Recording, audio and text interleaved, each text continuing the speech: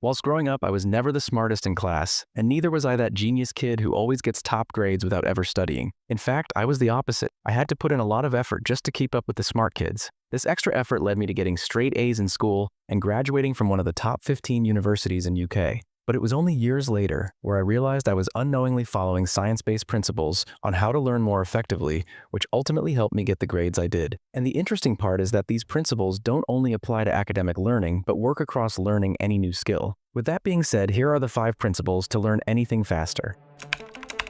Active recall simply means testing yourself. Reading the same chapter again and again isn't the best way to learn. Instead, you should actively test yourself and allow your brain to recall as much information as possible. Most people go wrong by leaving this until the day of their exam or until the day of a big event. The more effective approach is to test yourself on a regular basis, so when the big day does arrive, it feels like familiar territory for your brain. And by testing yourself regularly, you will tap into principle number 2.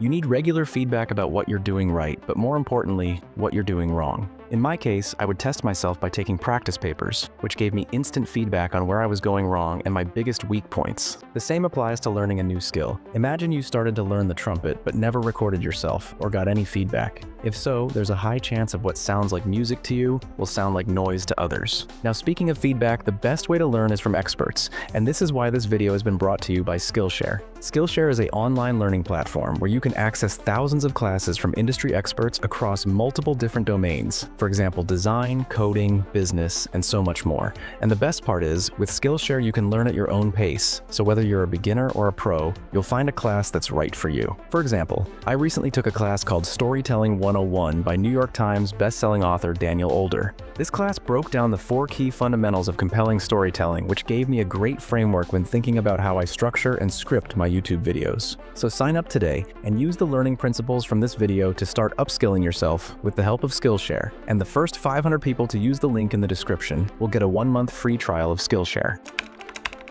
Okay, so far you've tested yourself and understood your weaknesses. Now it's time to double down on them with deliberate practice. The biggest problem you'll face here is that it will feel uncomfortable, and for that very reason, your brain will do everything possible to avoid your weak spots and only focus on your strengths. For example, let's say you're learning how to swim and you're already pretty good at the front stroke, but dreadful when it comes to the backstroke. This is why as soon as you enter the pool, your natural instinct will be to focus on what you're already good at and ignore your weaknesses. But if you want to become a strong swimmer or better at any particular skill, you'll have to confront your weaknesses, even if it feels uncomfortable.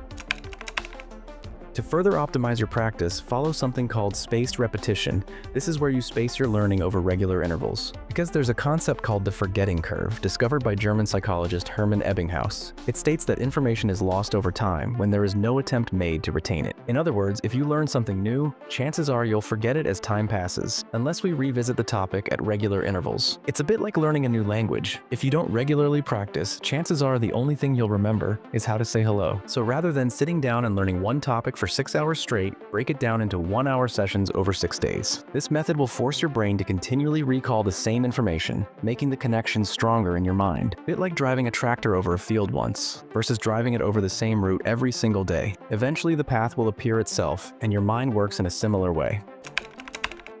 Learning something in theory is good, but mastery only comes from practical application. For example, reading how to code is a good starting point, but eventually you just need to do the thing and start coding. Initially, your code will be full of bugs and may not even work, but that's kind of the point. The feedback will make you a better coder, and with time, you'll be able to progressively overload to more advanced levels of code. So if you want to become a better learner, test yourself, get regular feedback, work on your weaknesses, follow spaced repetition, and implement your learnings into the real world.